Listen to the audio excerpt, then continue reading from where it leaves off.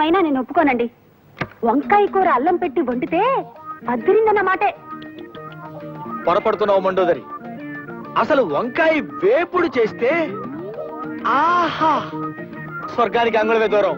మీకు తెలియక మాట్లాడుతున్నారు. వంకాయ కొత్తిమీర కారం పెట్టిన కూర మీరు ఎప్పుడైనా తిన్నారా? ఇదిగో, అసలు నీకు తెలియని విషయం ఒకటి చెప్పనా? గుత్తి వంకాయ కూర ఉల్లి కారం పెట్టి చేసి దాన్ని వేసి శివంగి పులుసని తయారు చేస్తారు. ఆహా, అది తింటే అంతే, మాటలేవు. చాలండి, పెద్ద చెప్పచారు. మంచి పదునైన పనసకాయని చేయి తిరిగిన వాడు తరిగాక కూర చేసుకుని తింటే ఉంటుంది.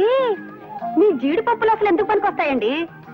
పక్కనింత వెన్న ముద్ద పెట్టుకొని కొంచెం కొంచెం నంచుకుంటూ పనస కూర తింటుంటే ఆహా రాజా.